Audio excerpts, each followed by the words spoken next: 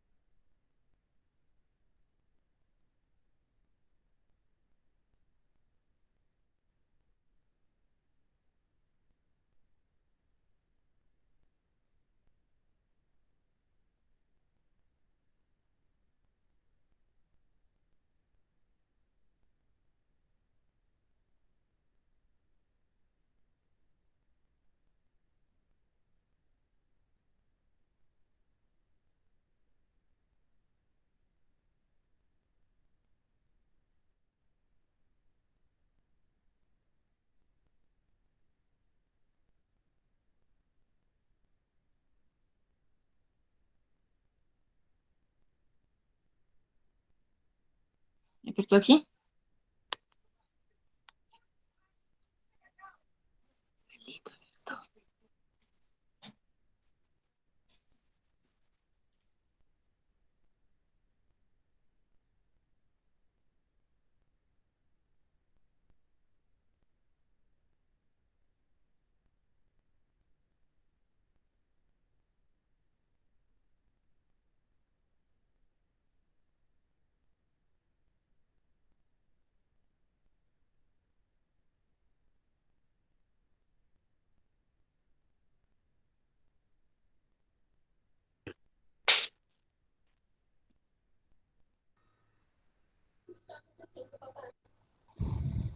Não precisa se preocupar, querida. Quem é você? Eu sou Nico. Eu estou trabalhando com os maridos.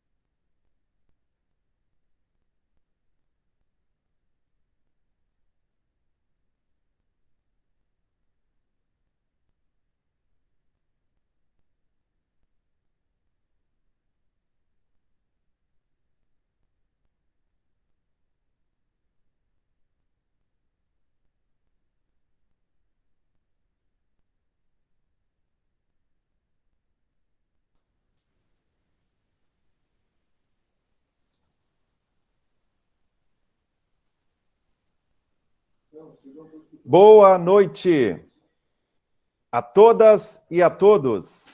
Aqui Ricardo Soares Garcia, instrutor Febrabom.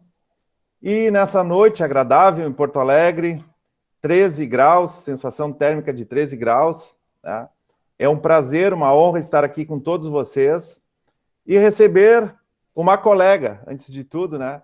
Uma colega para trazer o assunto aí, medidas de proteção radiológica. Nossa colega, supervisora em proteção radiológica da instituição Santa Casa de Misericórdia de Porto Alegre. Está aí conosco, então, a Laura Moras. Diga, Laura, tudo bem contigo? Boa noite. Olá, boa noite a todas e todos. Moraes, só. Moras. Laura Derengoski Moraes. Tudo bem? Isso, Boa noite. tudo jóia. Contigo a palavra, né? Vamos lá permear o assunto de medidas de proteção radiológicas, aprender bastante contigo nessa noite, né? Laurinha, antes de a gente tocar o assunto, né? Para todas e todos aqui, pessoal, alguns eu preciso, como moderador, deixar algumas informações, né? As perguntas a gente vai deixar ali para o final. Fiquem à vontade no chat, tá?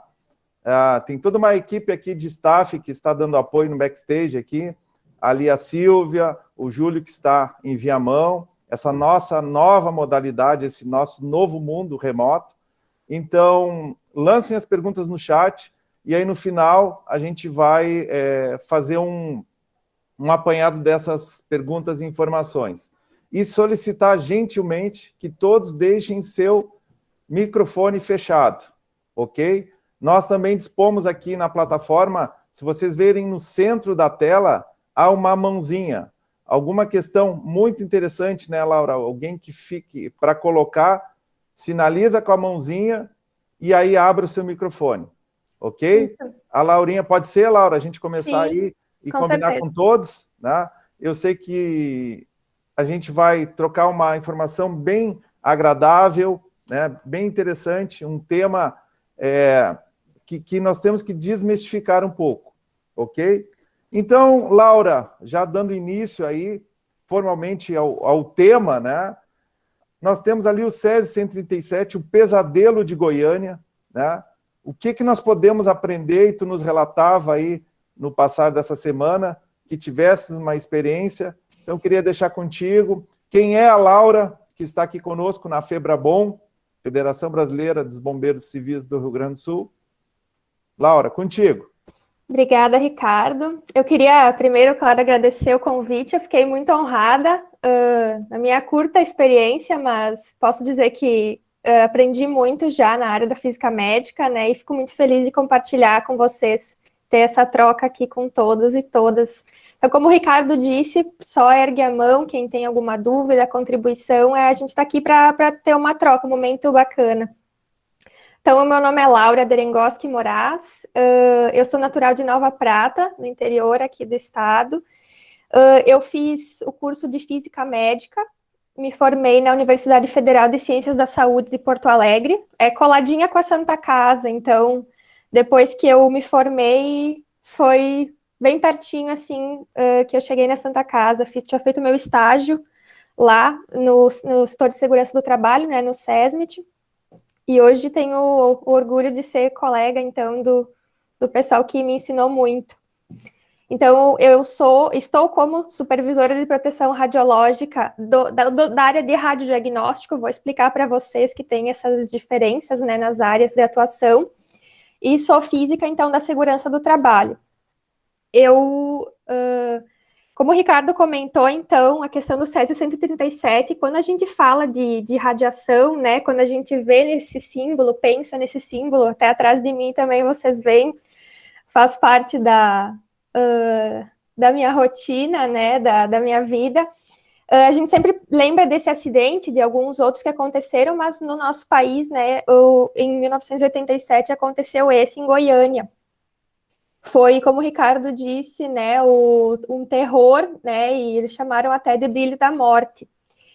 quando eu estava na graduação, eu tive uma experiência muito interessante. A gente não conhecia tantos detalhes do acidente, a gente estuda um pouco nas disciplinas do curso de Física Médica, e especialmente na disciplina de proteção radiológica e ética profissional, mas a gente não tinha aquela vivência, né, aquele contato com a história, assim, tão profundo.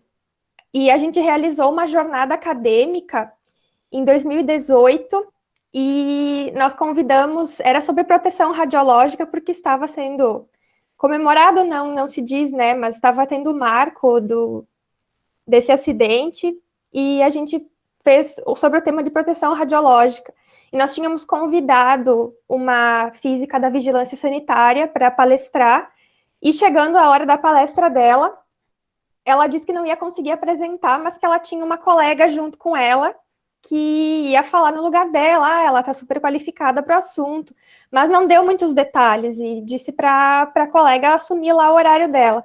Então ela começou a falar, essa senhora, uma engenheira química, e ela disse para a gente que começou a explicar que ela era engenheira química, Ana Maria Xavier, e ela disse que ela atendeu o telefone em 1987 na Comissão Nacional de Energia Nuclear, e era alguém notificando o acidente em Goiânia. Então, ela foi a pessoa que atendeu o chamado do acidente na CENEM, e atendeu, foi junto, né, se deslocou lá e ficou todos os dias que teve a contenção, né, que o pessoal ficou envolvido lá com esse ocorrido. Então, eu tive esse marco, né, esse privilégio de conhecer uma pessoa que vivenciou tudo isso, que contou, inclusive, todo o pavor que foi esses dias, né, para a população e para quem ficou trabalhando ali, né.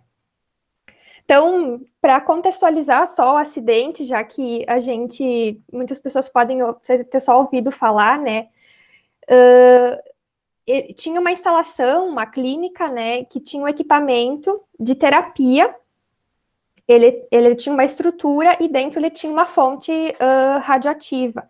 Estava protegida, né, ali, só que não foi retirado do local. Sempre que a gente tem uma instalação com equipamento, ele precisa ser descomissionado quando não vai mais ser utilizado, quando ele não vai mais estar atuando ali, ou quando a instalação, no caso que era esse, não ia mais funcionar. E se tratava, então,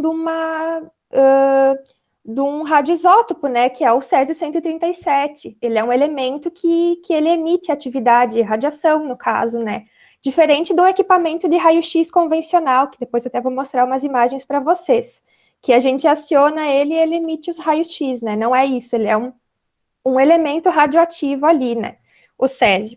E ele estava, enfim, ali, de certa forma, encapsulado nesse equipamento, mas ele foi violado, o equipamento, que deixou que era um pó, né, o Césio ali dentro, a amostra. Duas pessoas entraram nesse local abandonado, pegaram o equipamento, começaram a abrir para tirar as peças e venderam para o ferro velho essa cápsula ali, sem saber o que tinha dentro. No ferro velho foi aberto, tinha esse pó brilhante azul, que ninguém sabia o que era, mas se encantaram e levaram para casa. Então, foi a manipulação desse pó, né, que gerou uma contaminação de vários ambientes e de várias pessoas. E resultou na morte de 4 pessoas, que ficou marcado, né, e muitas outras, se espalhou por um raio muito grande ali, ficaram feridas. Acredito que 900 pessoas. Foi o maior acidente radiológico do mundo em área civil, né, em praças, assim, né, perto de praças, uma área mesmo de cidade. Então, foi realmente um grande marco. E aí a gente já começa a sinalizar os erros, né, o primeiro erro, quem era responsável pela instalação, que deveria ter feito, né, o descomissionamento correto, porque por ter essa particularidade de uma substância radioativa desse radioisótopo, deveria ter sido feito um descarte específico, sempre se notificam as autoridades competentes. Então, sempre se tem responsáveis, né? Já começou nesse ponto aí. Né, Ricardo, começando com a primeira questão, né, do Césio. Excelente, Laura, excelente. E vindo de encontro, assim, né, a proposta Febrabom, né, de trazer a Laura aqui, supervisor de radioproteção, com essa primeira entrada tua, Laura. Nós estamos atendendo a NBR a 16651, que é proteção contra incêndio em estabelecimentos assistenciais de saúde. Há um grande gap, né, Laura, sobre essas informações, a gente precisa desmistificar. O item 3 desta NBR, repito, NBR 16651, que é recente, e aqui nós temos a grata satisfação de estar conosco nesse grupo seleto aqui, o nosso engenheiro coordenador de segurança do trabalho aqui da instituição Santa Casa. Obrigado pela presença, Robert. E também atendendo a NBR 14608, que é do Bombeiro Civil, e que refere-se lá na tabela B.5, né, que também são esses trabalhos específicos, que o profissional, bombeiro civil, precisa estar concatenado. Então, essa linha de trabalho da instituição Santa Casa, com a nossa supervisora de radioproteção, dando essas informações, esses elementos, né? E aí, vou te perguntar, Laura, já a gente avançar aí, né? O preço, assim, de utilizar um raio-x, uma radioatividade, que elementos que a gente tem hoje, né, com tecnologia, eu digo o preço, assim, quais são os desafios para isso? Qual é o preço que a sociedade, lá no SESI 137, teve um acidente? E agora, com tecnologia, então, te faço essa pergunta aí e deixo contigo. É sempre uma questão a ser avaliada, né? Se tem esse papel do supervisor e da supervisora de proteção radiológica, justamente para fazer esse controle, realmente o próprio nome já diz, né? É a supervisão. A proteção radiológica em si, ela tem 3 princípios básicos, né? A justificação, a otimização e os limites de dose. Basicamente, 3 pilares que a gente, enfim, que sustentam a proteção radiológica. Sempre que se utiliza raio-x, próprios radioisótopos, como eu mencionei antes também, que é o caso do SESI 137, sempre se faz uma ponderação, né, justificação. O quanto é necessário fazer o uso, seja de um exame, seja de uma terapia que tem essa exposição, né, à radiação. Sempre é muito pensado pela equipe médica, por quem está gerenciando esses tratamentos ou diagnósticos, a otimização, de que forma eu vou fazer tão baixo quanto seja execuível a exposição, né? O princípio ALARA também, né? Fecha muito com essa ideia. O quanto eu vou otimizar o processo para que a pessoa que está sendo submetida ao tratamento ou ao diagnóstico seja menos exposta possível e, consequentemente, o profissional, seja o médico, técnico em radiologia, também vai se expor menos. Se o paciente recebe menos dose, o profissional também está recebendo menos. E limites de dose que são estabelecidos também pelos órgãos competentes, pela própria CENEM, Comissão Nacional de Energia Nuclear. Então, eu acho que esse preço está muito ligado a esse custo-benefício, né, da necessidade da exposição e, se necessário, se é justificada, como otimizar ela, e também pensar na minimização de riscos. Por isso que a gente tem a legislação é tão rigorosa, né? E tanto em qualidade dos equipamentos, né? Controles de qualidade, quanto a própria monitoração dos indivíduos que estão expostos e aos indivíduos do público. Eu acho que eu sempre penso em custo-benefício, assim, evitar que se pague um preço, no caso que se tenha algum tipo de acidente ou alguma exposição acidental. E nisso tudo a gente está muito vinculado, né? Isso. E, Laura, assim, conectando lá com o Goiânia, né? Após o aprendizado, né? O país, nós temos amadurecido muito em vários segmentos, né?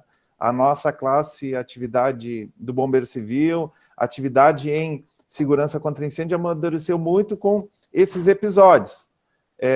Houve um gap, né, em alguns momentos, mas, assim, há toda uma estrutura, uma produção que a gente visualiza e te acompanha aqui nos teus trabalhos, né?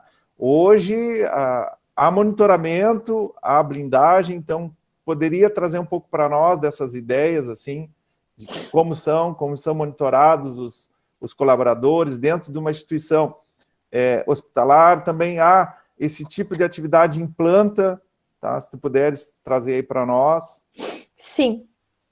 Bom, eu acho que apesar desse fato do acidente, de muitos outros acidentes no mundo inteiro e, enfim, às vezes pequenas ocorrências que acontecem em clínicas, em hospitais, muitas vezes de exposições acima do recomendado, do que está em legislação, eu acho que ainda falta desmistificar muitas coisas, né? A gente está aqui para falar disso principalmente, né? Entender que a radiação tem esses benefícios e como a gente pode minimizar os riscos, né? Como a gente trabalha ali junto, né, Ricardo, vocês acompanham que o meu papel especificamente, esse cargo que eu tenho na Santa Casa, ele é bem específico em relação até a outras instituições, porque eu sou física da segurança do trabalho, né, física médica da segurança do trabalho, então a gente cuida eu cuido especialmente das pessoas que estão expostas à radiação ionizante, né, então monitoração individual delas, que é o uso do dosímetro pessoal, né, eles utilizam sempre, eu faço esse gerenciamento, cuidado com os equipamentos de proteção individual de chumbo, de proteção radiológica, os equipamentos de proteção coletiva que muitas salas possuem, e também outros quesitos de capacitação mesmo, para que eles entendam os processos, como otimizar todos os processos. Eu vi já, não sei se a gente já vai falar tem perguntas no chat já, Ricardo, mas acho que tu vai lendo aos poucos, né? Especialmente eu vou, desculpa, o backstage aqui me assessorou, né? Então, olha aqui, ó, para quem a gente tem aqui uma parceira, a ProRad, esse é o tipo, aí tu poderia falar sobre esse elemento, né, Laura? Isso vai no colega, né? Isso, como eu estava falando sobre a dosimetria pessoal, o monitoramento que a gente faz de cada indivíduo ocupacionalmente exposto, que na sua rotina de trabalho, ele vai estar exposto à radiação, eventualmente, né, nas áreas controladas, e todos os indivíduos ocupacionalmente expostos, eles utilizam esse dosímetro, é um dosímetro termoluminescente esse, então ele faz uma leitura, ele é de uso mensal, a dosimetria é mensal, quer dizer que a gente faz um controle mensal dessa exposição do indivíduo. Então, ele utiliza como se fosse um crachá, ele fica na altura do tórax aqui, sempre a amostra, no setor de trabalho do indivíduo, né, quando eles estiverem em trabalho, e ele tem, dentro são 2 cápsulas pequenininhas, assim, 2 pastilhas de material, que são lidas por um laboratório da empresa, no caso a ProRad ali, e é enviado para a gente um relatório, então ele precisa ser enviado para o laboratório para a gente ter uma leitura. Esse é o dosímetro que os indivíduos utilizam. Ricardo, não sei se tu tens ali, né, quando a gente precisa fazer uma leitura mais direta, a gente também tem ali um medidor, né, que em alguns casos a gente pode utilizar, até em casos de emergência, né, se for preciso. Acho que o Ricardo pode mostrar depois. Para mim, congelou um pouquinho a imagem dele. Mas esse é o dosímetro pessoal que os indivíduos utilizam. E é esse ali. Também é um que ele para radiação X, radiação gama também. Eu vou falando também, vocês podem ir mandando mais perguntas. Vamos lá. Nós temos algumas colocações aqui. É um prazer estar com um colega aqui, o Sandro Rafael, nosso colega técnico de segurança do trabalho, e ele faz uma abordagem aí, Laura. Laura, o que te levou a seguir por essa área? É um grande prazer trabalhar contigo, és uma grande profissional. Isso, então, e também temos aqui o Robert, nosso coordenador, né? O atendimento de uma emergência com fonte radiativa exposta, como proteger o bombeiro contra a exposição. O Robert, eu acho que veio na minha colinha. Robert, eu tenho aqui no item 5 para bater esse papo com a Laura, tá? Eu acho que tu passou por aqui e pegou a colinha. Ele falou que ia fazer bastante perguntas, mas eu acho que tem uma pergunta antes dele ali. no meio hospitalar, quais as fontes radioativas Isso, tá. utilizadas em quais Boa. processos. Boa. Então, tem as ali do Sandro e depois do Robert aí. Vamos. Laura, Cortou. Laura, também fica à vontade, se tiveres imagens aí, né? Nós somos sedentos de informação essa noite contigo aí. Eu vou começar com a do Robert, eu acho, para Ótimo. falar das possibilidades, né, que a gente tem. Uhum. Eu sou, especificamente, eu sou supervisora de proteção radiológica da área de radiodiagnóstico. Na física médica, então, que é a área da física que trabalha com essa questão de exposição na área da saúde, né, equipamentos e as pessoas que estão expostas, no caso. Tem o radiodiagnóstico, a medicina nuclear e a radioterapia. Vocês devem conhecer algumas já pelo nome. O radiodiagnóstico, a gente tem radiologia convencional, radiologia intervencionista. Radiologia convencional, equipamento de raio-x, ressonância magnética, tomografia computadorizada. Eu vou compartilhar aqui um material que eu tenho uma listagem do radiodiagnóstico especificamente aqui. Aí vocês conseguem vendo uma imagem também dos materiais, né? Dos equipamentos em si. É um documento. Laura, nesse momento, o Rômulo, que é o supervisor da física ali, da radiologia, né? Ele é da radioterapia. Radioterapia, vai estar ingressando aí conosco, pediu o link aqui, reforçou. É uma grande satisfação também ter o Rômulo conosco. Logo, logo está entrando aí. Isso. Obrigado, Laura. Não, especificamente, então, aproveita. Ele acabou de entrar. Ótimo. Seja bem-vindo, então, Rômulo. Participe conosco aí. Obrigado. Obrigado. Oi, Rômulo, tudo bom? Tudo bom? Então, eu mencionei que eu sou a supervisora de proteção radiológica da área de radiodiagnóstico. Acho que alguém está com o microfone aberto.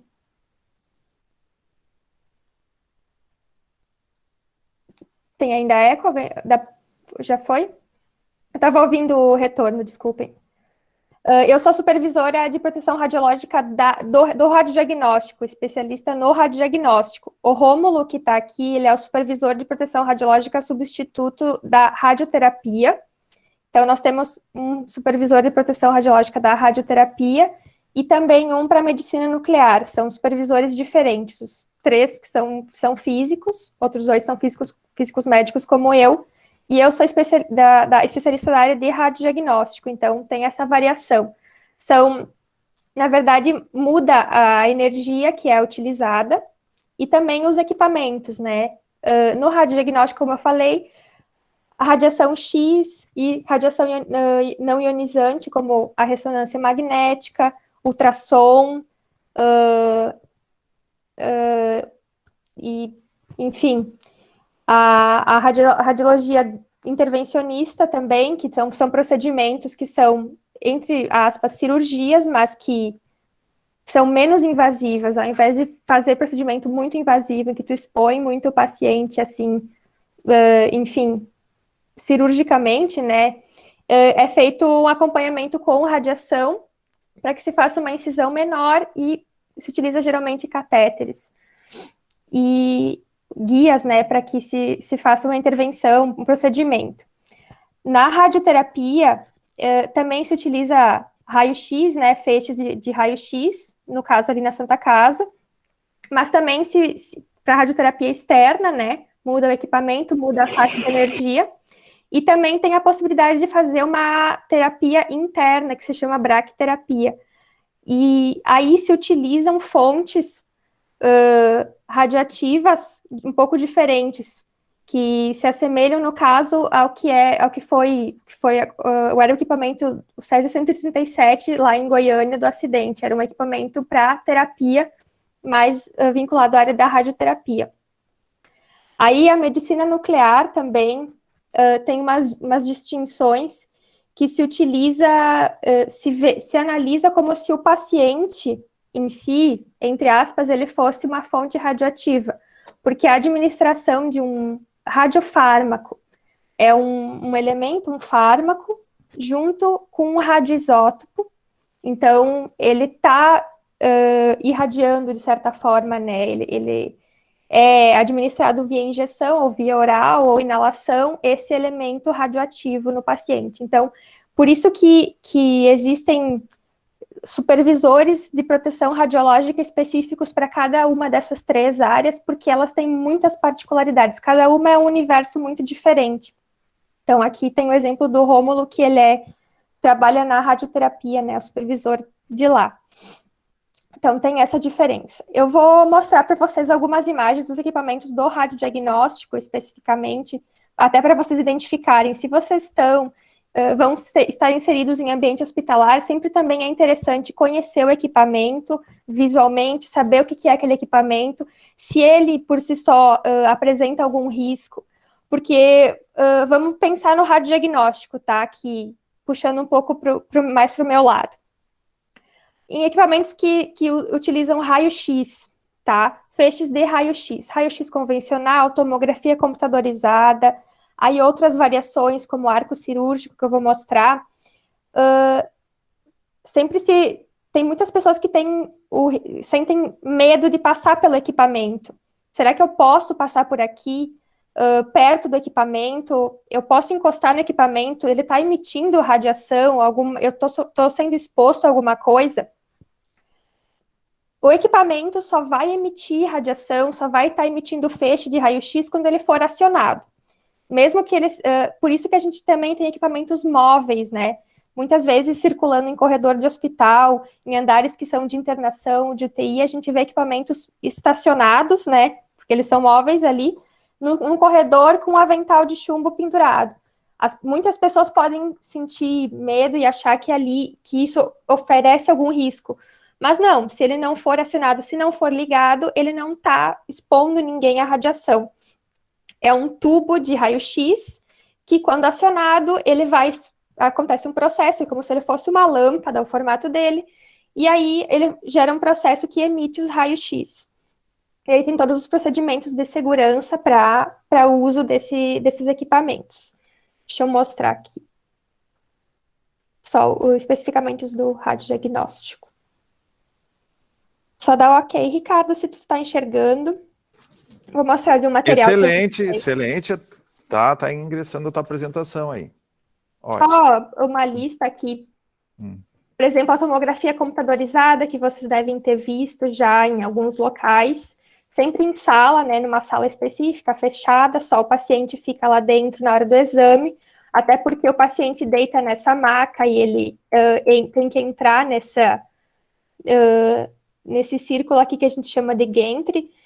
O tubo de raio-x, ele está aqui dentro e ele gira aqui dentro. Ao mesmo tempo que ele gera essa radiação, esses raios-x, o feixe, ele gira porque ele faz uma imagem tridimensional. Então, o paciente está entrando aqui dentro e esse tubo vai girando e faz uma imagem completa e é um volume do paciente, né? A mamografia também é um exemplo, né, que está aqui, também específico, né, dedicado para esse tipo de exame, que é a mamografia. Também ele tem o tubo, mas ele tem algumas particularidades, né, do formato dele, de ter que fazer essa pressão, enfim. O arco cirúrgico daí, que ele tem um tubo de raio-x que fica aqui embaixo, tem uma particularidade que é usado em salas de cirurgia, de procedimentos, e um detector de imagem, e ele também, esse aqui no caso é móvel, né? O equipamento de raio-x convencional que a gente vê por aí, que faz uma foto, né, que é o raio-x.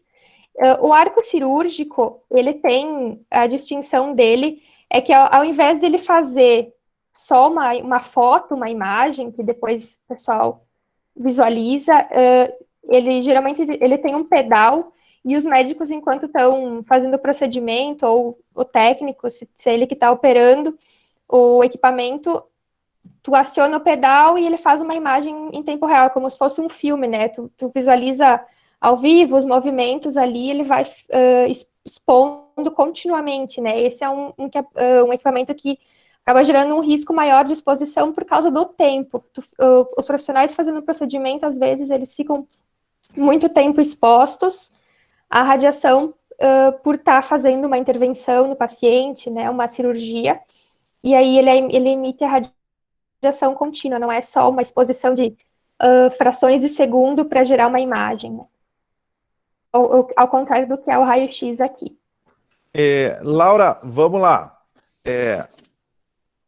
O nosso público aqui, né, prevencionistas, o bombeiro civil, vou te provocar e vou provocar o Rômulo que está ali, para a gente atender a NBR 16651, né, proteção contra incêndio de estabelecimentos assistenciais, e já indo lá em direção ao questionamento que o Robert nos fez no chat ali, certo? Laura e Rômulo, certo? Vamos fazer aqui uma roda de conversa, certo? O que o bombeiro deve fazer em caso de um acionamento no ramal? Recebi, o que nem tu falou lá da palestrante, lá da professora, quando recebeu o chamado Césio 137. Então, recebi o chamado. Em caso de princípio de incêndio, o que eu devo fazer? Uma torre de exames aí que tu bem nos apresentou agora. Então, posso jogar água? A atividade do bombeiro civil, do prevencionista, ele é preparado, ele é moldado a jogar água. Nesse caso aí, Rômulo, Laura, o que tu podes nos dar de parâmetro aí? Qual é o passo a passo? Vamos lá. Rômulo, tu quer começar a falar? Posso começar a falar, não tem problema. Pessoal, eu vou ficar só sem vídeo porque eu tô com um pouco o sinal aqui e eu acho que vai interferir no áudio. Mas no caso da radioterapia, se tiver algum princípio de incêndio, né, os aparelhos, o recomendável seria usar o extintor de CO2 primeiro, né, para tentar apagar a chama sem danificar o equipamento. Então, são equipamentos muito caros, né, então, a princípio, o sistema que é associado à geração da radiação, né, seja o uso de um isótopo, ele costuma estar bem blindado, né, bem protegido dentro do aparelho, então não tem risco do incêndio, do fogo, comprometer essa segurança, né? E no caso da geração artificial de radiação, acabaria sendo o feixe, à medida que o aparelho para de funcionar, as placas de controle, ele já cessa também. Então, o extintor de CO2 acaba sendo o ideal, né? Depois o pó químico e, por último, se for o caso, a água, né? Se eu tô bem por dentro, é classe E, né? Se fosse o caso. Substâncias radioativas, no caso. Agora eu acabei, não. Ok. Então, vamos lá, Laura e Rômulo, assim. O profissional que chegou naquela área de domínio é território de vocês, né? Nós somos apenas aprendizes ali. Chegar e sempre, a Laura falou no começo, né? Conversar com quem é o técnico daquela área, quem é o físico responsável. Não tomar nenhuma atitude precipitada, é isso? Corrija se eu estou errado. E nós temos até um POP, né, Laura? Há um POP, uma formação. Nós temos na Santa Casa um POP que foi elaborado pelos 3 supervisores de radioproteção, né? Nós 3 trabalhamos bastante em conjunto também, apesar das distinções das áreas. E nesse caso de acidente radiológico, a gente tem esse POP que a primeira medida é acionar o supervisor de proteção radiológica. E não só em acidentes, assim, que se a gente pensar em um acidente muito, muito grande, mas qualquer ocorrência que aconteça em áreas que utilizam uma radiação, né? Como o Rômulo falou da prioridade do uso do extintor, né, CO2 ou pó químico, também, se a gente pensar na medicina nuclear, né, que, no caso, também utiliza a administração de radioisótopos, a gente tem muitas vezes um líquido ali, né, que é radioativo, que vai ser administrado para o paciente. Se acontecer algum incêndio próximo desse tipo de substância também radioativa, por que não utilizar a água, né? Porque a água muitas vezes não, porque a água também espalharia esse material e ia contaminar uma área muito maior, né? Mais um ponto específico. As medidas nesses casos, a gente segue uma ordem pensando numa fonte, tá? Tempo, blindagem, tempo, distância e blindagem da fonte, né?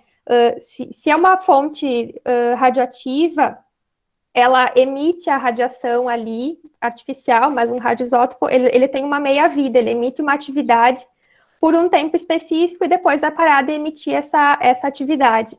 No caso do Césio-137, ele tinha esse tempo de atividade que não tinha decaído, né? A gente pensa. O Ricardo vai mostrar e aí mais um caso específico, né? Na ressonância magnética, que é uma área também com bastante particularidades, por ser, se a gente for simplificar mesmo, é um grande ímã, ela está gerando um campo magnético muito forte, que está associado ao princípio de funcionamento do exame, e por isso que, por ser esse ímã gigantesco, né, ter essa força que pode causar acidentes, quando a gente entra no lugar, entra muito próximo com um material ferromagnético, se utilizam extintores específicos, né, nessas áreas, como o que o Ricardo está mostrando. Isso para ressonância magnética, né? Então, não se entra com nada que seja ferromagnético para não causar acidentes, que tudo pode virar um projétil, né? Tudo pode ter, dentro desse campo magnético gerado pelo equipamento, vai ganhar uma grande velocidade e vai virar um projétil, como a gente já viu vários acidentes acontecerem, inclusive já aconteceu na Santa Casa. Então, a ressonância magnética dentro do radiodiagnóstico é uma área também muito específica. Tem zonas de segurança no setor, que vão desde a recepção do paciente até a sala de exames propriamente, que é a zona 4, que realmente só entra acompanhado do profissional que está ali trabalhando. Depois de passar por uma triagem, o paciente sempre passa por uma entrevista, se pergunta até se ele tem prótese, né, no caso, se ele tem marca-passo, porque qualquer neuroestimulador ou marca-passo, se ele tiver, pode desregular. E próteses, no caso, se ele tiver que sejam de algum material ferromagnético, vai causar um acidente também, porque o exame funciona a partir desse princípio de um magneto mesmo. E por isso também ali o extintor.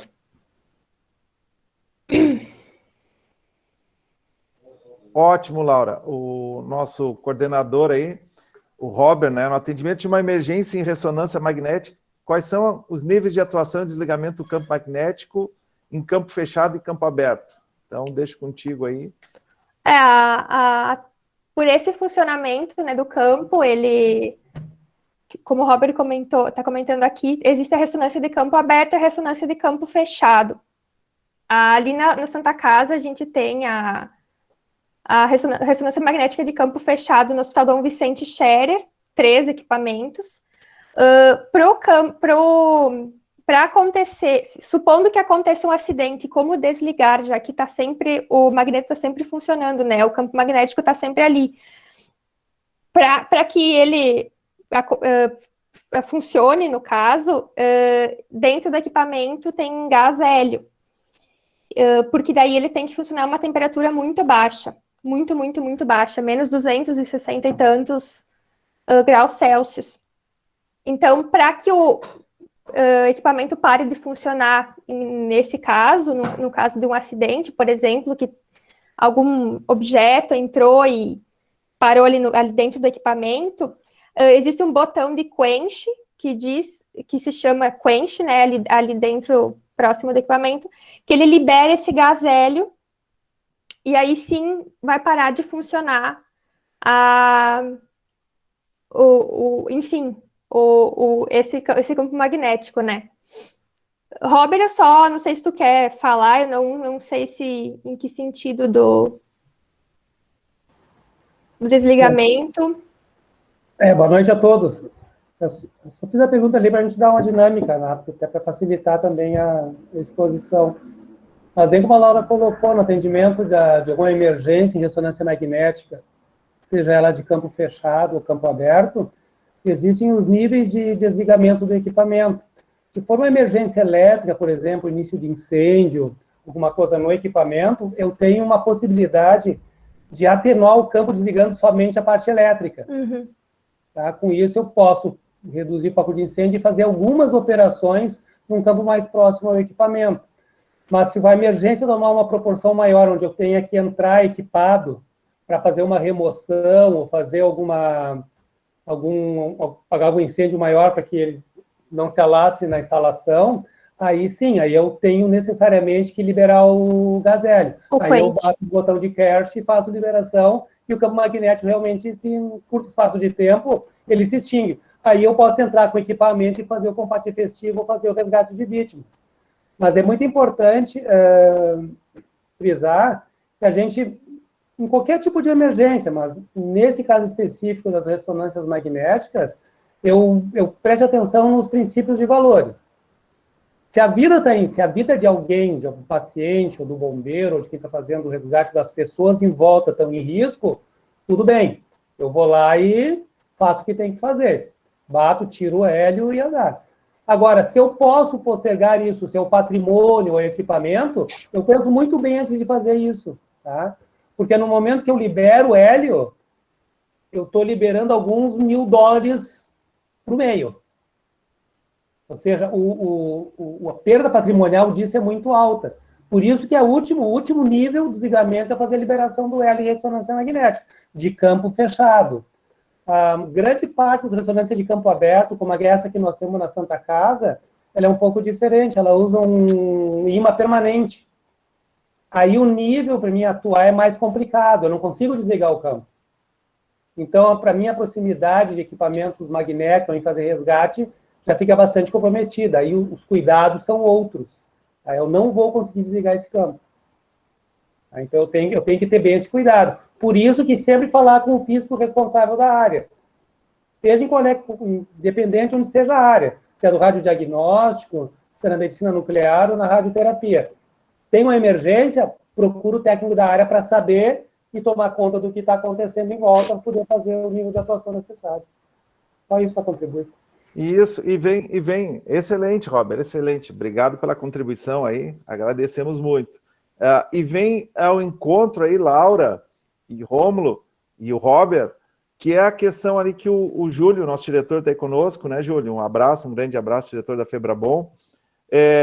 O Givago aqui no bastidor também sinalizava, né, que é a pergunta: quais perigos adicionais de um bombeiro civil mal preparado? Né? Um profissional emergencista que esteja mal preparado e possa ocorrer um evento aí adverso, né? Então, acho que fica interessante. Alguma colocação, Laura? Não, exatamente o que o Robert comentou. A gente até pensa que sempre em capacitar os funcionários que trabalham nas áreas, né? No dia a dia, na assistência, mas capacitar quem precisa eventualmente entrar, seja em caso de emergência, como bombeiro civil, ou até manutenção, é muito importante. Então, até a gente está como meta elaborando um curso preparatório ali na Santa Casa, né? Porque eventualmente pode precisar de combater uma emergência e não é o mesmo público, né? A gente tem que pensar nas situações distintas, né? Preparar bem o profissional. Como o Robert falou, então no Dom Vicente nós temos as 3 ressonâncias de campo fechado, que tem essa possibilidade do quench, né? Do botão de quench, mas nós temos uma de campo aberto no Hospital Santa Clara, que aí é mais complicada a situação, né? E o Jairo Carvalho, que está aqui conosco, um abraço aí, Carvalho, líder dos bombeiros aqui da instituição Santa Casa, ele faz uma colocação aí, Laura ou Rômulo, né? Existe algum dispositivo automático no próprio equipamento que faça com que ocorra a liberação do gás hélio sem intervenção? É diferente em campo aberto ou campo fechado? Existe essa possibilidade? Deixo para vocês aí. Como o Robert falou, tem essa distinção, né? Só no campo fechado a gente tem esse botão de liberação do hélio, né? Tem essa diferença. A de campo fechado, a de campo aberto, desculpa, é mais complicada daí a situação. Não passei pela experiência, Robert, acho que a gente nunca teve com campo aberto alguma intercorrência, né, na instituição. Só como exemplo, tivemos, na época da montagem do equipamento, a gente teve uma emergência. Tá? Um membro da equipe que estava fazendo a montagem passou com um rolo de cabo de aço pendurado no braço e simplesmente puxou o cabo de aço para a bobina.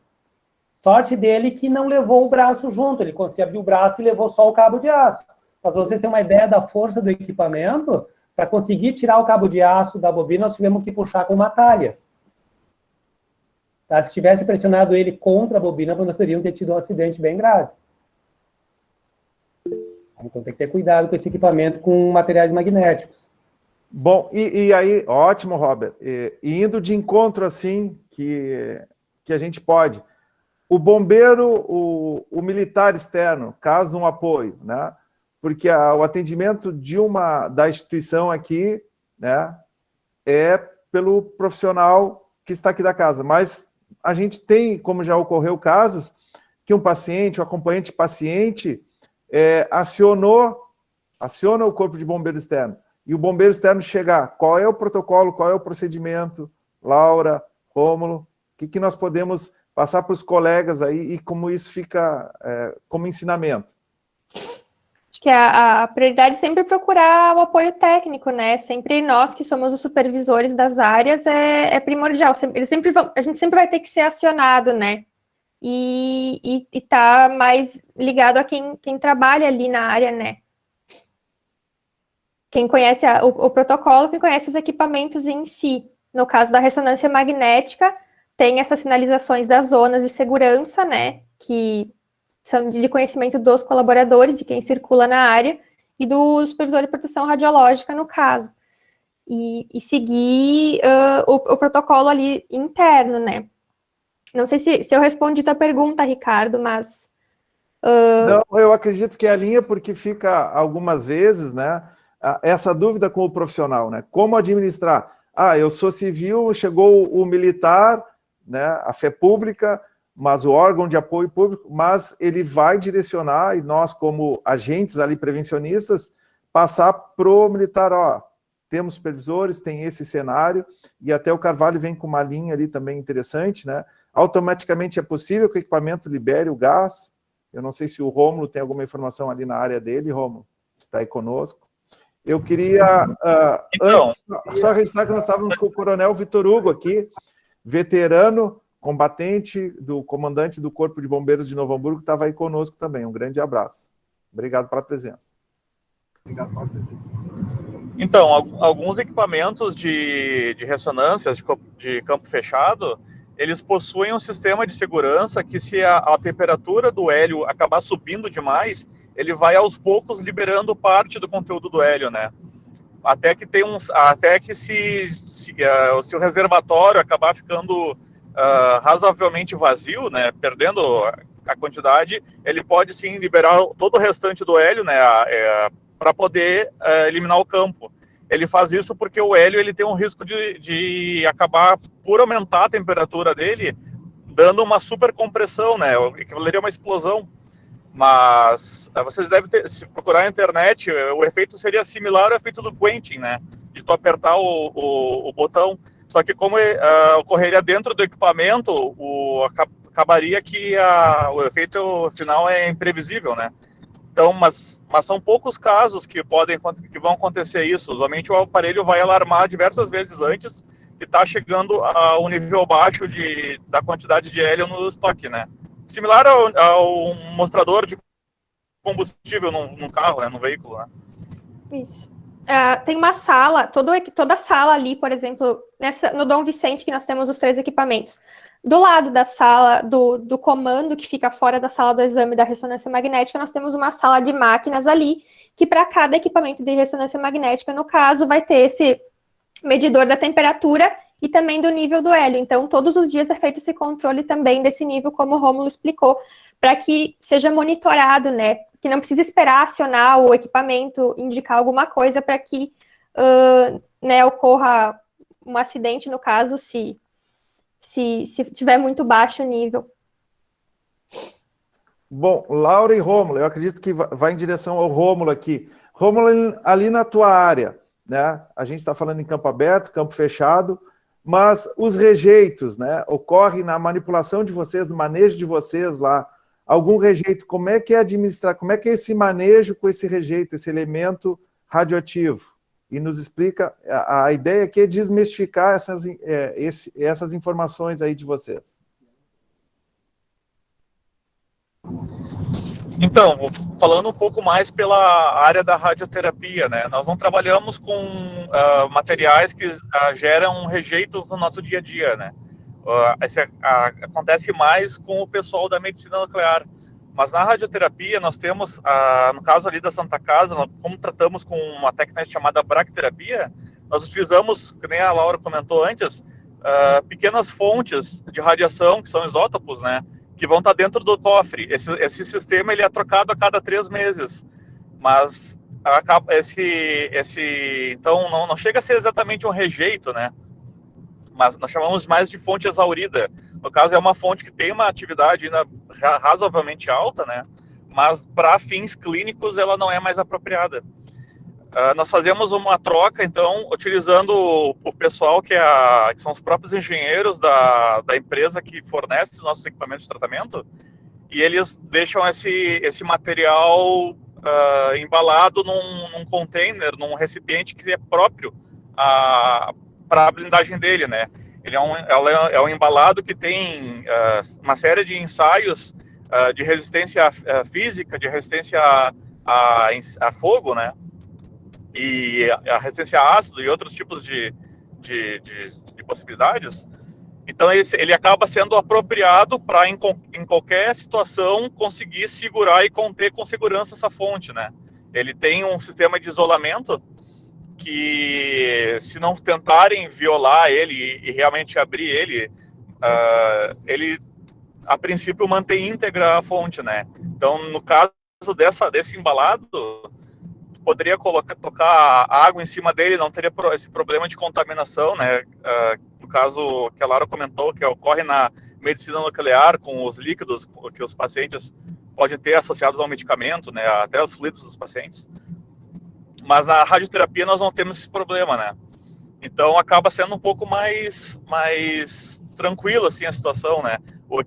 Todo o material ele fica isolado do contexto, né? E ele fica autoblindado. Então ele não apresenta um risco direto em qualquer que seja a situação, mesmo uma situação de incêndio, né?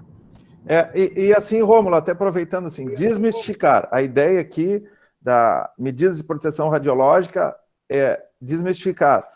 Vocês técnicos, né, experts, vocês daqui a pouco estão circulando com um container que tu chama, né? Eu tenho uma imagem que eu vou colocar à disposição para vocês, para os demais colegas aí, eles tiram essa dúvida, né?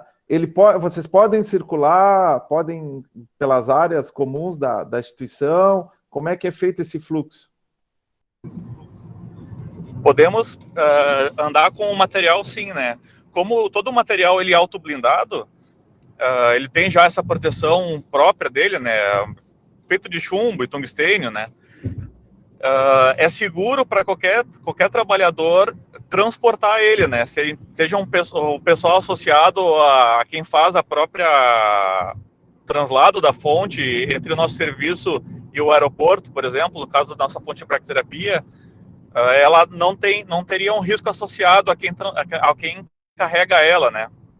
Então, numa eventualidade, por exemplo, do colaborador que faz o transporte da radioterapia até algum outro local, né, que possa acontecer um acidente, o embalado, ele usualmente vai permanecer íntegro, né?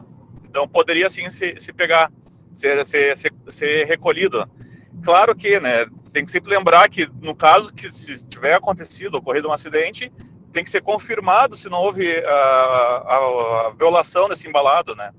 Então, o ideal seria sempre, como é o protocolo de tudo que envolve radiação, ser acionado os supervisores para ele fazer a orientação e levar os equipamentos em campo para poder fazer medição se existe ou não alguma fuga de radiação, né, vamos dizer assim. No caso, por exemplo, de um acidente com um veículo numa estrada, né, assim, dessas questões um pouco mais raras, vamos dizer assim. Mas eu acredito que eu tenha respondido. Não, ficou ótimo, o Rômulo. Te agradeço aí a disponibilidade. Só Laura, para algum complementar, complemento? Claro. sim. Não, fazer só, sempre voltando para a questão do acidente de Goiânia, só para ilustrar, né? Precisou muita insistência para romper, né, essas blindagens, essas proteções, né? São camadas, às vezes, para proteger essa fonte, para que ela permaneça íntegra, né? E, enfim, como o Rômulo disse, só realmente se a pessoa quiser, né? Ela é super protegida, e aí ali eles conseguiram romper, no caso. Só para fazer um paralelo, já que a fonte ali era... Ela foi por uma mecânica, né? Se eu não me engano. Foi num ferro velho, aí eles começaram a abrir para tentar vender, né, o chumbo, né? Por valor ali, o peso, o valor dele, e acabaram abrindo ele. Sim. Nós temos aqui algumas, Laura, informações aqui no chat que está chegando. A Valda Ruiz, um abraço aí. Fiquei em dúvida sobre como proceder em caso de um acidente em campo aberto. Como devemos proceder? Queres complementar, Laura? Vamos responder. Tem uma outra do Sandro antes da troca de EPIs. Também, não sei se quer seguir a ordem. Não, fica na ordem, eu pulei. Vamos lá. Conservação e troca dos EPIs contra a radiação. Na verdade, os EPIs, como eu estava falando, mencionei em algum momento dos equipamentos de proteção individual plumbíferos, né, que são feitos de chumbo, avental, protetor de tireoide. Existe o óculos plumbífero também, que a lente mesmo tem uma composição de chumbo. Existe gorro, luva, basicamente a vestimenta e o protetor de tireoide. Existe na legislação, segundo a RDC 330 do radiodiagnóstico, específica para radiodiagnóstico, existe periodicidade para fazer uma avaliação de integridade desses EPIs, né? Porque com o passar do tempo, pelo material, essa borracha plumbífera, né, da qual é feito esses EPIs, eles vão cedendo, eles perdem integridade, começa a rachar, o revestimento rasga, fica exposto, e a própria gravidade, né, por ser muito pesada, às vezes começa a ceder, começa a danificar eles. Para a radiologia intervencionista, que eu comentei também... Eu estou fazendo algumas apresentações aqui, Laura, isso. Sim, eu tinha alguns ali do lado, né. Na radiologia intervencionista, no caso que eu falei que tem bastante tempo de exposição, são procedimentos longos, a cada 6 meses é feita essa vistoria nos setores para verificação da integridade mesmo, se precisa fazer reforma, se precisa fazer uma troca dos EPIs, esses ali que vocês estão vendo, até especialmente então para reforma ali, reformas básicas ali que a gente vai fazer de fechamento, eles têm que fechar bem, se o velcro tá íntegro, fechando, tudo para evitar risco durante os procedimentos, durante os exames, para não ocasionar a exposição dos colaboradores, né? Então, 6 meses para radiologia intervencionista. Para as outras áreas de radiodiagnóstico, assim, é a cada ano. Então, por exemplo, na radioterapia, e o Rômulo com certeza pode ilustrar melhor, mas é uma terapia. O Robert tá mostrando uma... Depois ele pode falar também. Na radioterapia, não é utilizado EPI ali durante as terapias, os tratamentos, porque tem uma sala que tem um acelerador linear que gera o feixe de raio-x e só o paciente fica em sala durante o tratamento. Ninguém fica em sala e tem que utilizar o EPI ali junto com o paciente. Mas eles têm equipamentos de proteção individual lá porque eles fazem imagens dos pacientes. Então, é na parte do diagnóstico específico e não do tratamento. Aí, a cada ano, eu também faço avaliação lá na radioterapia desses EPIs que podem ser utilizados se necessário. Alguém está ali na sala de exame, né? Nas salas de exame, a radiologia convencional, é anual esses testes. Então, é feita essa avaliação sempre, até para saber quando tem que fazer compra nova de EPIs, troca. Eu acho que a Janine falou... a Janine, que minha antecessora na supervisão da Santa Casa, a física Janine... Abraço, Janine, todos aqui da Instituição Santa Casa, o grupo que te acolheu e tu foi muito querida. Abraço, que bom que tu está aí conosco. Prazer. Um abração, tô aqui desde cedinho acompanhando. A Janine comentou, os EPIs de proteção radiológica com chumbo não são usados pelos bombeiros em combate em emergências. Janine, não sei se tu quer falar também, Eu vou pedir licença, então, para me intrometer um pouquinho. Eu vi a Laura apresentando, né, os EPIs da proteção radiológica, né, até em função da pergunta do colega Sandro. Esses EPIs, eles são usados pelos trabalhadores, né, em uma situação normal, em situação de rotina, trabalho de rotina, mas se por acaso acontecer uma emergência, o bombeiro vai ter que usar também. Aí se avalia o cenário, né? Emergências em radiodiagnóstico e em radioterapia, elas vão ser comuns para um bombeiro civil, se ele souber que ele pode desligar o equipamento. Cortou a energia elétrica do equipamento, não tem risco nenhum de produzir radiação, então ele pode trabalhar ali naquela área e fazer o serviço dele normalmente, sem correr o risco de estar exposto. Já em medicina nuclear, não tem como se desligar as fontes radioativas, né? São elementos químicos que emitem radiação o tempo todo.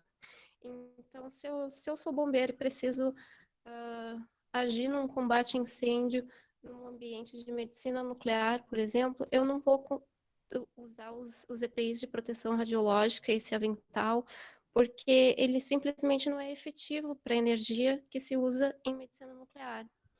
Então, nesse caso, o bombeiro ele tem que se preocupar mais em não se contaminar com um material radioativo. Então, por exemplo, né, técnicas que possam ser utilizadas com combate à distância, que evitem o uso de água em locais onde tem as fontes líquidas, né, para não espalhar a radiação, e, claro, fazer também uma monitoração de corpo inteiro, né, do profissional depois da cena de incêndio, para ver se, por acaso, ele não se contaminou.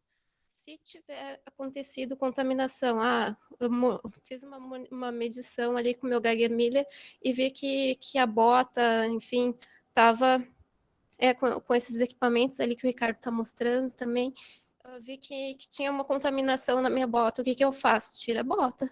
Se tem na minha calça, tira a calça. E deixa no depósito para decair até não ser mais radioativo, né? Então, nesse caso, ele também não usaria nenhum EPI para a proteção radiológica dele. Ele tentaria otimizar a sua exposição à radiação, fazendo um trabalho mais rápido e com um revezamento entre colegas, revezamento entre equipes. Então, dessa forma, cada um fica um pouquinho exposto e ninguém fica muito tempo super exposto.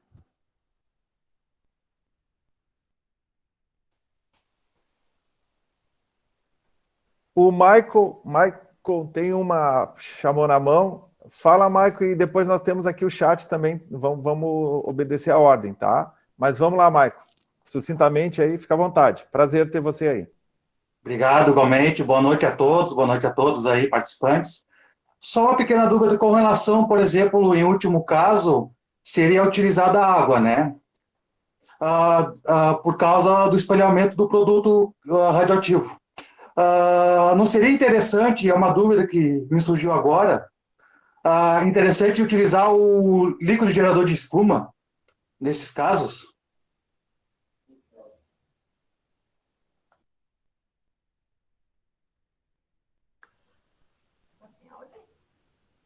Michael, eu vou aqui te dar uma posição, tá?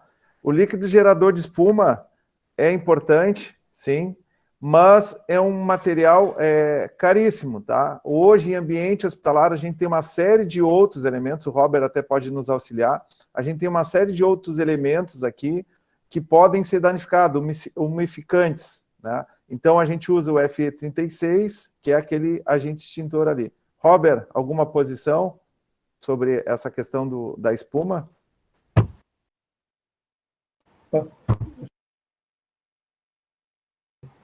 Aí.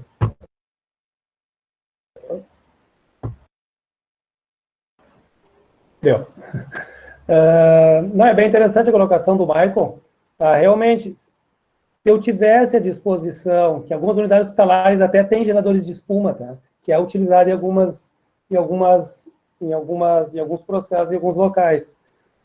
Se eu tivesse gerador de espuma, era mais fácil fazer o combate onde tivesse fonte, tipo radioisótopo, porque a espuma eu consigo recolher depois, se precisar, para fazer um descarte mais adequado. A água não, a água vai escoar, e embora eu tenha diluição, eu vou levar o elemento radioativo mais diluído, mas pode levar ele mais longe, é mais complicado, tá?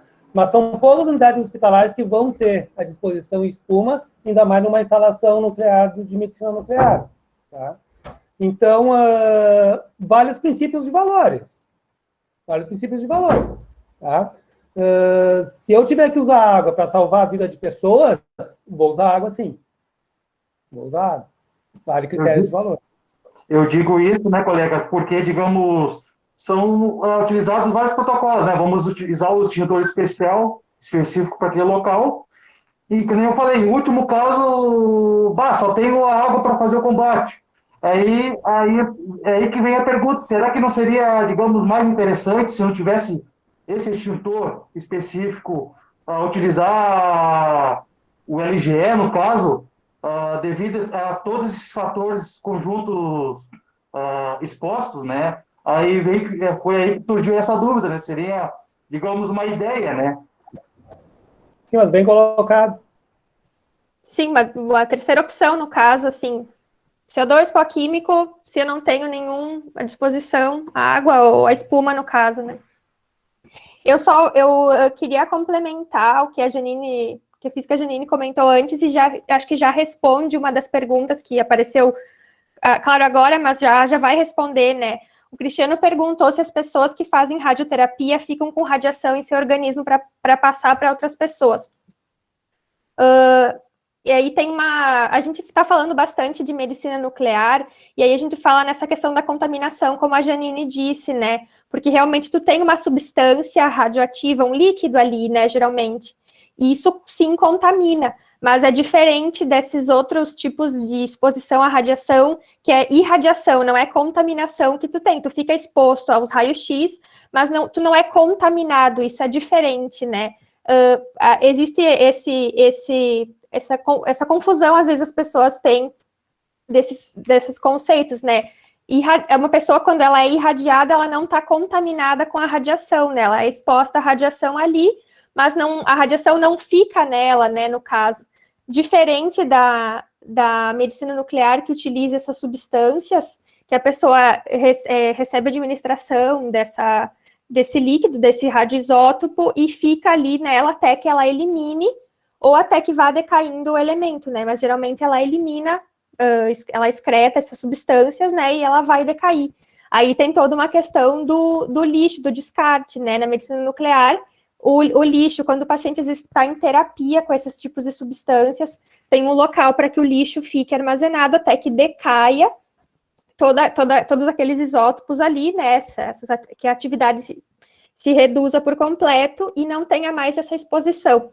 Mas não, quando um paciente faz radioterapia, o princípio de exposição ali é o mesmo a raio-x convencional.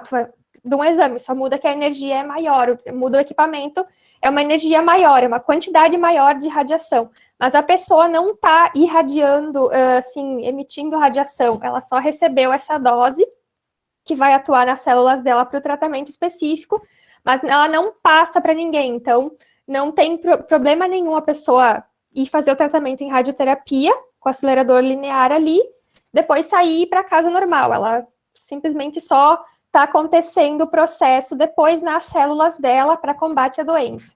Mas é diferente da contaminação, que é da medicina nuclear, no caso. Ótimo, Laura. Agradecer ali, Janine, muito obrigado. E seguindo aqui o nosso chat, né? Nós estávamos ali com a Valda, foi respondido.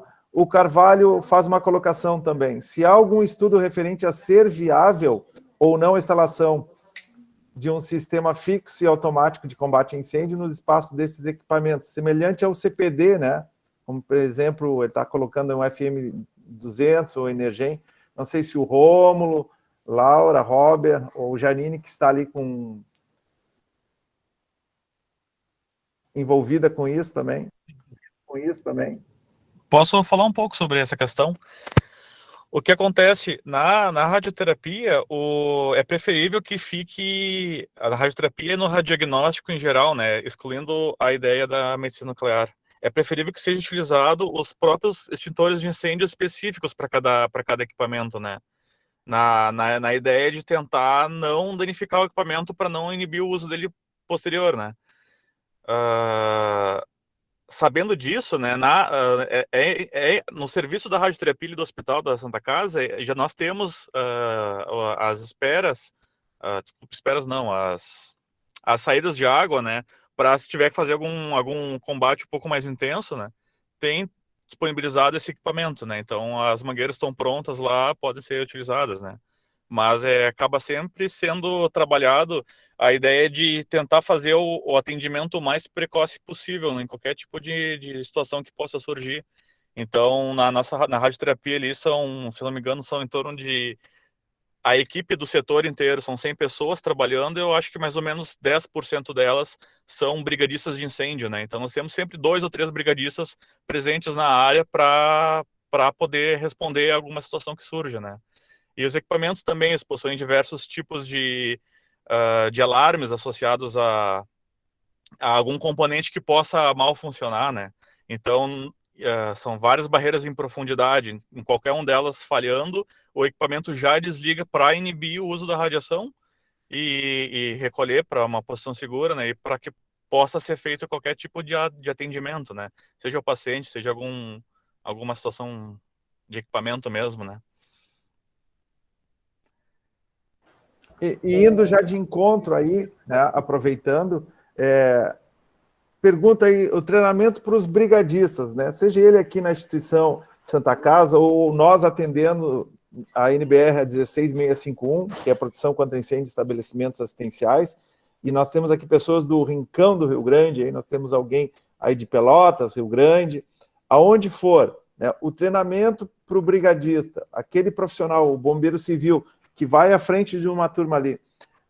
Esse fórum serve para isso, para esse encorajamento, né? O que nós poderíamos passar e desmistificar que o bombeiro civil multiplicasse para o brigadista? Qual seria a informação? Laura, o Robert, se quiser fazer alguma fala.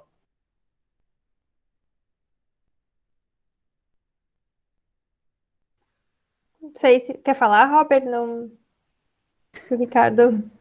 Tá, eu posso começar. O importante é que a radiação, seja ela de uma fonte radiativa ou a radiação gerada através de equipamentos de raio-x, não é um bicho de 7 cabeças. Tá? Como tudo, é o conhecimento. É saber como atuar numa situação onde existem essas duas possibilidades. Tá? Sempre procurar os técnicos responsáveis na área. Numa emergência, procure o técnico responsável. Não haja por conta própria. Nós não podemos criar uma emergência dentro de uma emergência já existente. Então, procure o técnico da área. Tá? É bem comum a gente, no afã de fazer o atendimento, de fazer o socorro, de apagar o incêndio, às vezes tomar algumas decisões precipitadas sem ter o apoio da técnica. Estudem a cena. Analisem a cena. Muitas vezes é uma cena que a gente não conhece, então tem que pegar as pessoas que conhecem para nos dar os caminhos para a gente fazer o melhor combate. Tá? E sempre, e é o que eu falo sempre priorizem os princípios de valores. Primeiro a minha vida, depois a vida das pessoas e, por último, a vida do patrimônio. Geralmente, equipamentos de radiodiagnóstico, seja medicina nuclear, seja radioterapia ou do radiodiagnóstico, são equipamentos de alto valor de dinheiro aquisitivo. A gente fala em alguns milhões, tá, equipamentos. Mas não se compara ao valor das pessoas. Então, se eu tiver que escolher entre fazer uma intervenção, me manter seguro e perder o equipamento, eu vou perder o equipamento. Mas eu tenho que ter certeza disso. Muita certeza. E só quem vai me dar a certeza é quem tem o conhecimento. que são os técnicos das áreas, os físicos responsáveis, ou os médicos responsáveis, ou os enfermeiros responsáveis que estiverem presentes na hora da ocorrência. Tá? E aproveitando o gancho de uma primeira pergunta que fizeram ali, se os bombeiros militares entrarem na instalação para fazer o combate, como é que eles vão saber até que ponto eles podem ir na instalação? Quem vai dizer vai ser o bombeiro civil que está ali, ou os brigadistas que estão ali. Eles não vão simplesmente entregar a operação, a ocorrência, para os bombeiros militares oficiais que estão chegando, não. Eles vão ser equipes de apoio que vão orientar dentro da instituição, levar até os técnicos responsáveis para saber como fazer o encaminhamento, para que nós não tenhamos também outra emergência dentro da emergência já existente, tá? Que torna a coisa mais complicada. Eu acho que a base sempre é conhecimento, né? A gente, por si só, por ver acidentes acontecendo com material radioativo, com radiação, com exposição à radiação, a gente sempre teve receio desse tipo de assunto, né? Seja a radiação ionizante, seja a radiação não ionizante, que é a ressonância magnética, principalmente. Uma coisa que eu tenho acompanhado agora, que na situação que a gente está, que alguns cursos presenciais voltaram, algumas capacitações voltaram na instituição, inclusive o curso de brigadista, as áreas que têm na sua rotina exposição à radiação ionizante estão cobrando que os funcionários façam o curso de brigadista. Então, a gente tem visto que também é uma preocupação, porque existe o supervisor de proteção radiológica, existe o físico, mas numa instituição grande como a Santa Casa, por exemplo, que a gente tem vários hospitais, e, por exemplo, no radiodiagnóstico, eu sou a supervisora, mas sou uma pessoa que fica na segurança do trabalho. Existem todos os outros hospitais que a gente tem ali, tem um setor de radiodiagnóstico, no mínimo, que utiliza radiação. Se as pessoas que trabalham nesses setores também têm esse conhecimento, associado a isso, se eles têm o curso de brigadista, conhecendo a área, eles também vão saber como atuar na área específica deles, atuando como brigadistas, né, no caso. Então, acho que o conhecimento é sempre a base, como o Robert disse também. E mesmo no caso dos equipamentos custarem essa fortuna, sempre a prioridade é salvar a vida que está em risco, né?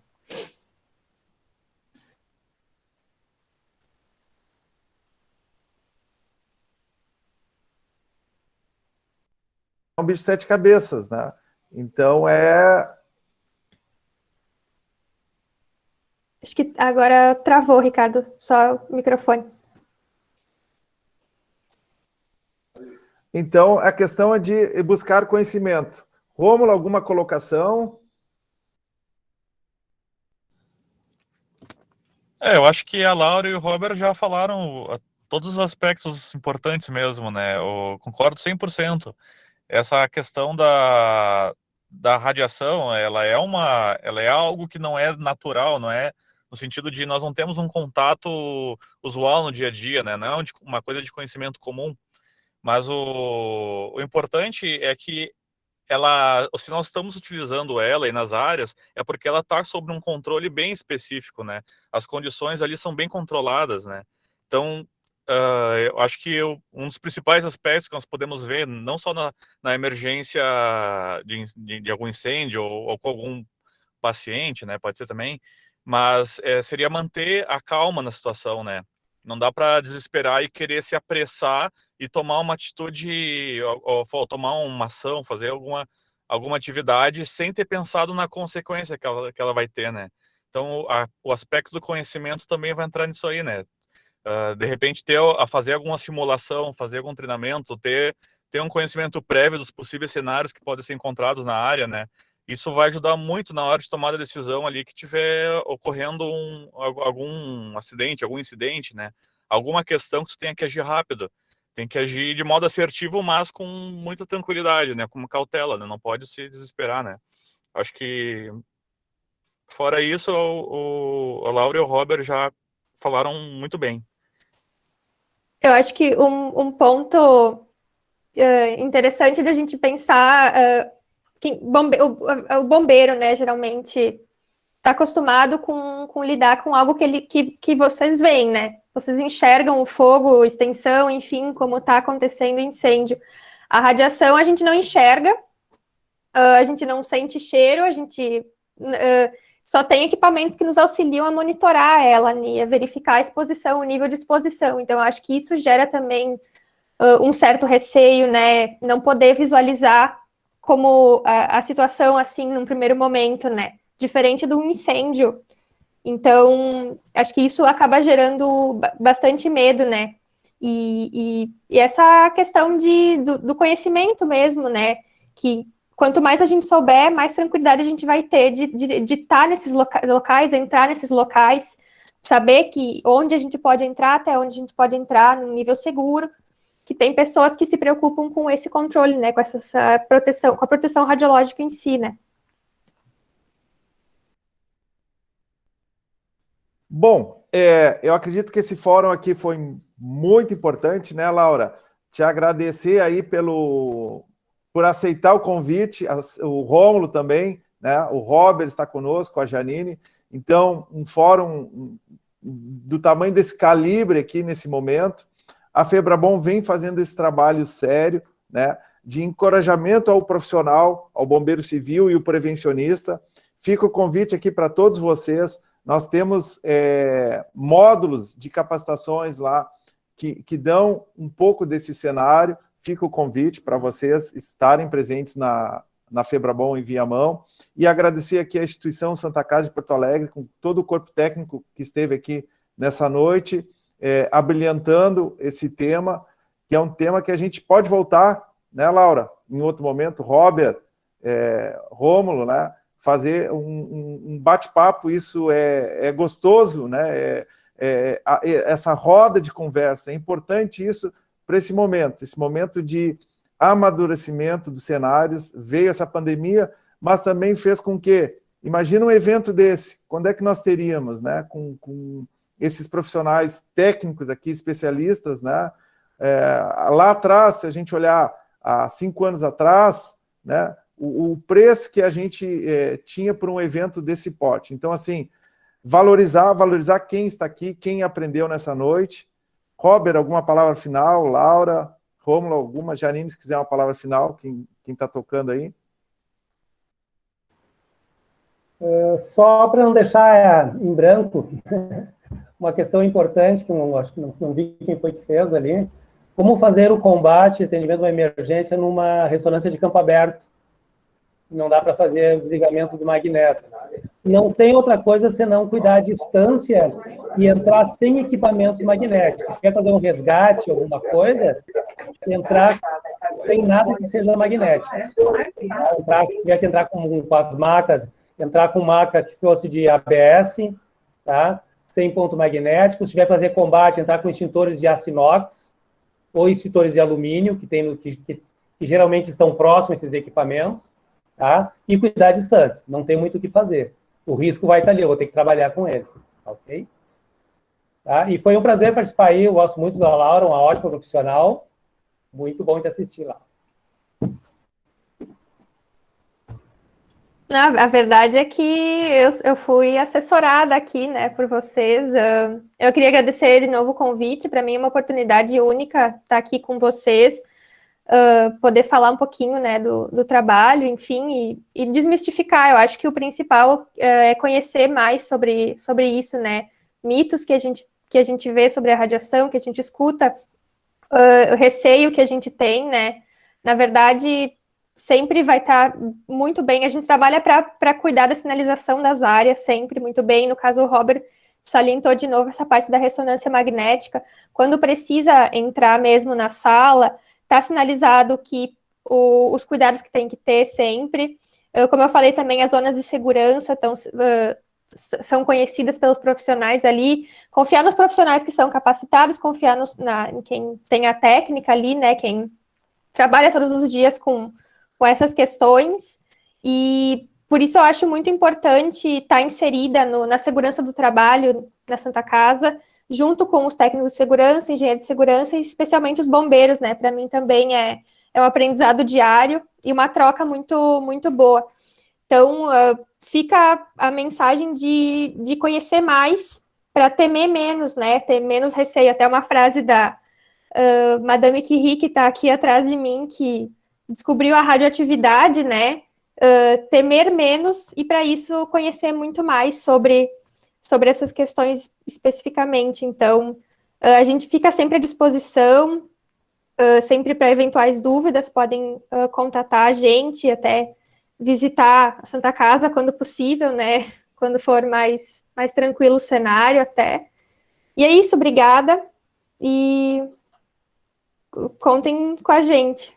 Obrigado de coração aí, Laura e demais, Robert, Rômulo, Janine, esse time aí de peso. E dizer assim, nós temos que valorizar. A gente acaba valorizando muito o paulista, o carioca, o paulista por ser a locomotiva do Brasil, né, Robert? Mas olha um evento desse porte que nós estamos fazendo aqui, sendo precursores, né? Trabalho nosso aqui, do nosso rincão de Porto Alegre. Então, quem sabe daqui a gente deixa o desafio, né? Fazer outros eventos aí, e nós temos que realmente ser muito gratos por essas pessoas que estiveram conosco aqui. Da nossa parte aqui, agradecer a todos, né? A Febrabom está sempre de portas abertas para trabalhar com vocês e dar esse encorajamento. Agradecer, então, agradecer todo o staff que teve aí dando suporte, a Silvia, o Júlio lá em Viamão, a equipe aqui da Instituição Santa Casa, Segurança do Trabalho. Muito obrigado, uma boa noite, até a próxima.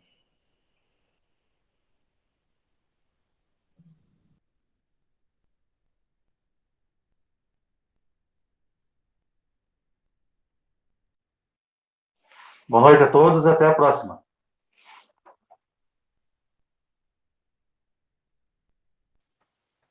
Boa noite a todos e até a próxima. Boa noite, boa noite. Boa noite. Boa noite a todos aí, boa noite. Boa noite a todos. Boa noite a todos. Boa noite, obrigada.